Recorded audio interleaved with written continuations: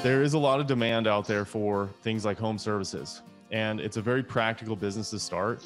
It seems scary and it seems like, oh, I don't have any business experience and I have to have some sophisticated system in order to do it. Most people who are doing like handyman services are just a dude in a truck with some tools, and they're probably not nearly as profitable as they could be if they leverage some of the technology and the marketing that's out there. It's much more attainable than you think it is. You just have to get started. The following is brought to you by Thryv, the end-to-end client experience platform that helps you get the job, manage the job, and get credit.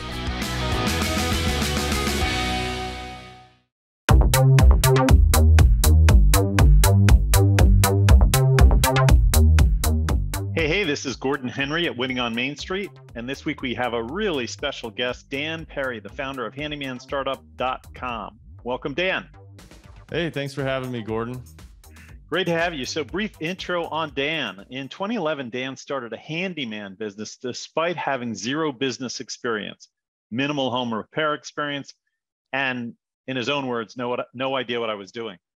By his account, he made all kinds of mistakes, but he kept at it, interviewing successful business owners, reading books, studying psychology, and learning wherever and whenever possible. Within just 6 months, Dan replaced the income from his previous engineering job, created a packed schedule, and maybe best of all, gained control over his time and found himself happier than he'd ever been while working a 9-to-5 job. Ever since, he's been sharing what he learned on his website, handymanstartup.com. He's also written the book, Turn Your Skills into Profit, a step-by-step guide to starting your handyman business. And he hosts a podcast called the Handyman Startup Podcast. His goal, he says, is to help you accomplish two things. One, start a profitable handyman business that can replace your day job. Two, optimize your existing handyman business, if you have one, to boost profits and save time. So as I mentioned in the intro, you did a lot of firsthand research before starting your own business. You interviewed people in the business, you read books, you studied psychology. What did you learn that was so important in starting your own business? There is a lot of demand out there for things like home services, and it's a very practical business to start. It seems scary and it seems like, oh, I don't have any business experience and I have to have some sophisticated system in order to do it. And you don't have to be sophisticated. Most people who are doing like handyman services are just a dude in a truck with some tools that started with like word of mouth, and they're not even doing any marketing or anything. And their business started really slow, and they're probably not nearly as profitable as they could be if they leverage some of the technology and the marketing that's out there. But really, I think the most important thing that I learned that I think a lot of people I would like to share is that the opportunity out there is it's much more attainable than you think it is. You just have to get started, you know? Mm-hmm. Got to go for it. So I want to delve into a few details. So you, as you said, on your website, you convey a tremendous amount of information. There are all sorts of articles and blogs. Some of the things you cover are the following, and I want to maybe briefly address each one of these three items. First of all, advertising. You know, we hear a lot about advertising for small businesses. What are some of your key tips on advertising? The number one most important thing you can do is simply be found when one of your customers needs your service. That's called inbound marketing, right? So somebody out there is Googling handymans. I need a wall-mounted TV. I need to fix a fence. You want your business to show up somehow within that. So if you can leverage online marketing, and you can do that, there's a lot of ways you could do it. You use social media, YouTube, just a really good, well-optimized SEO website, just online directories. There's a lot of ways you could be found online, but that is the key. Is it really that easy to get started? How do you find your first handful of customers? Do you do the content creation online that you said before you get your first customers, or how do you get the ball rolling? I think number one is you want to set up your systems first before you try to fill your schedule. And the reason you want to do that before you start filling your schedule is that you don't want to be doing that and trying to provide good services at the same time. You want to kind of figure that out and get it set up so that when you're doing the services, you can focus more on doing the services. just getting your name out there and starting to do work while you're also doing as much marketing as you can until your schedule fills. And then once your schedule is filled and you have that consistent flow of leads coming in, then it's kind of just show up and do the work and kind of work on your business in other areas. Maybe that's scaling it. Maybe that's optimizing your pricing so you can become more profitable in less time. But really, yeah, set up those systems before you try to fill your schedule. Yeah. So my third question in some of those details was, how much should you charge? And I know that's an enormous question. You talk a lot about pricing, but you seem to have a belief that most handymen and contractors undercharge, and that you generally advocate charging more. So maybe just talk us through that. So I wouldn't say that most contractors undercharge, but I will say that most handymen who are starting their business and have been in business for less than 5 years undercharge for their services. So when you're starting your business, inevitably you come into it with an employee mindset, usually, first off. So you might be making $28, $30 an hour, maybe $50 an hour at your job. So that's a tough question. Mm-hmm. Number one, you have to charge enough to be profitable and make enough money to support your lifestyle. And usually that's at least $50 an hour, but usually about $80, $85 an hour is where you want to be. What about insurance? Should you have insurance? Definitely. Yes. Just because it protects the customer as well. Mm-hmm. If you mess up the customer's house and you can't pay for it, like we flood their whole house, the customer might be screwed as well because they're hiring an unlicensed handyman to work on their house. So that's not a good thing, but it also, it protects you in the event that you might get sued or your customer might get injured while you're working there, like trip on a cord or something. You never know. Got it. Okay. Should a handyman be a generalist or a specialist?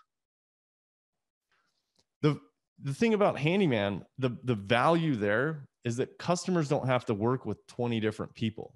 So a lot of times the right customer is going to be very happy to work, to hire you, pay you a high rate just because you can do everything. And they could just be like, all right, I want you to do this, this, this, and this, and then I'm going to leave you to it.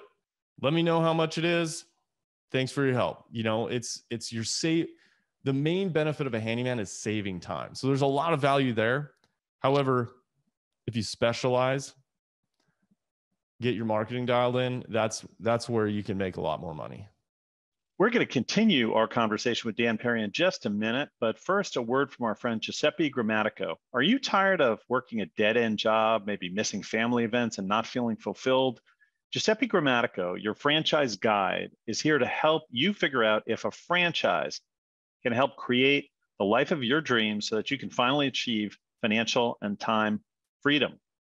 Giuseppe brings 20 years of experience owning businesses and working with families, business owners, and investors to explore franchise ownership. Would you like a free copy of Giuseppe's book, Franchise Freedom? You can download it at ggthefranchiseguide.com/book. Again, that's ggthefranchiseguide.com/book. Or maybe you're actually ready to chat and see if Giuseppe can help you on your path. If so, go to ggthefranchiseguide.com/calendar to start things off, and you can get a free conversation with Giuseppe. Again, that's ggthefranchiseguide.com/calendar to start things off. And we're back with Dan, the handyman, and we're going to talk about Dan Perry, and we're going to talk about some of the mistakes Dan made in launching his business. He's obviously become terrifically successful running two businesses, one a handyman business and one advising others on how to be successful handyman. But you said you made a lot of mistakes when you started your handyman business. Tell us about a few of those mistakes that maybe you kind of look back now and regret, or at least think, man, how did I do that? Yeah, well, one of the biggest ones was undercharging, which is why I talk so much about that. Took on some jobs I shouldn't have done, for sure. Working for customers who are going to question your pricing like that and not respect your time and not value you as a professional, you're just asking for bad reviews, bad experiences. You're not going to be happy with the work. You're not going to be happy to put your name on it. So a lot of that stuff. So how do you handle that whole issue of reviews? Is it a matter of finding the right customers, doing the right, thing in terms of the work and the pricing, and hoping for the best? Yeah, so reviews are very important. So you try to get people to leave a review if they're, if they come to you and they're really happy with your services. You're in an intimate situation where you can say, hey, you know what? Like, I'm just getting started. Mm-hmm. These reviews make a really big impact for me. If you really enjoy my services, like, I would really appreciate it if you jump online and give me a review. It's just really comes down to, like, having good customer service, treating your customers well, doing quality work, and then when, asking for it if you can. Yeah. Yeah. Great advice. We just have a few minutes left. I did want to ask you, going back to your beginnings, you said at the very beginning, you quit your job and launched your handyman service, just kind of like went and did it. Is that something you recommend for people, like quit your job and start the new thing, and do it in the way you described in terms of getting all the foundations ready before you go do the job? Or do you recommend people do this kind of as a side hustle, where they're doing a little bit of the handyman stuff on the side to see how it goes before they quit their day job? Yeah, do it on the side. Yes, for sure. Build it up on the side. Get it to the point where you feel confident. You have some customers coming in. You have your systems built, and then at that point, quitting your job is so much easier. Yeah, but really, I mean, it depends on the person too. Like, if you don't have any kids and you got 50,000 saved in the bank, and you just like hate your job that much, and it's literally like stressing you out to the point where you hate your life, quit. But if you have kids and you're making 100,000 a year, and like you need that money, and you're not loaded, you don't have this like trust fund, you should probably get it going on the side to see if you even like it. Right. All right. Last thing, a quick sort of lightning round here. First of all, is there a mentor or person you learned from to kind of, learn your way as you moved up? I learned from a lot of people. I mean, Tim Ferriss was somebody I followed a lot when I was getting started, but I just read a ton of books, whether it was Robert Cialdini for influence, I forget like what his book is called, Influence, maybe, Persuasion, advertising. I mean, I'd buy people's online courses. I went to seminars like Brendan Burchard, and, I've read a lot of Tony Robbins books. I mean, there's so many people to follow, right? Like, mostly books, online courses, and just trying to get, I was motivated. If you have that motivation and that drive, like, the information's out there, right? Like, you can't not find advice and mentors if you want to succeed now. They're everywhere. They're going to pop up on your YouTube video when you're just trying to watch something funny, Yeah. So just opening up to it, Okay. You, as we said, manage two of these businesses. You've got a lot going on. What's your secret to managing your time? That's something I've had to work on a lot. It's probably one of the biggest challenges, because with what I do, I have to be very self-motivated, right? There's not a lot of what I do with my online stuff, not my handyman business, but my online stuff. It requires me to do things proactively when I don't have to. I'm going to do something today that's going to pay off 3 months from now. So getting myself to do that is very hard. So I have to set up like pretty elaborate systems to get myself to do that. Like, I go through this process every 3 months where I set out exactly what I want to focus on. I set out exactly what I think is going to be the most effective way for me to get there. And then I commit to it by signing a accountability contract with my wife, saying, if I don't do this, I'm going to have to do this. If I don't put in at least 8 hours a week on this specific project for the next 3 months, then I have to do something like I usually use like paint the banister. I don't want to do that at all. It's super boring. Right. But like something that's just going to make sure that I show up, because otherwise I'm just like anybody else. I like just kind of sitting there and eating, eating sugar, eating this. I'm just like a regular human, so I have to like trick myself into being effective. Interesting. Very good. Hobbies. Do you have a favorite hobby or pastime that you like? Mountain biking. Yeah. I do a ton of mountain biking. I actually, I didn't race so much this year, but I've been racing enduro mountain bikes. It's too dangerous. I shouldn't do that. I have 2 kids, so that's kind of why I'm easing up. But that's very fun. Cool. I think I also heard on one of your podcasts you were talking about going fishing, I think in Alaska or something like that. Yeah, well, that was just I just got invited to a fishing trip, so I was like, well, I always wanted to go to Alaska. Let's do it. Yeah. I love the outdoors in general. Yeah. So happy to get out there. Yeah, good stuff. How should people learn more about getting involved with you in terms of either making themselves available or making your services available to them through the Handyman or the courses? What's the best way to learn more about you and what you can offer? The best way to do that is go to handymanstartup.com. There's, like I said, there's loads of free articles. You can kind of read a little bit more into it. Articles like how much you can expect to make, how to set your pricing, kind of like some general guidance on getting started with marketing. Sign up on my email list where I, obviously share stuff that's not anywhere else. Those are the best places. I also have a YouTube channel that has a few videos that you can get started. Handyman Startup is the YouTube channel there. Those are the best places for sure. And then, if you want to get in touch with me personally, just reply to one of the emails I send out through my newsletter. Okay, awesome.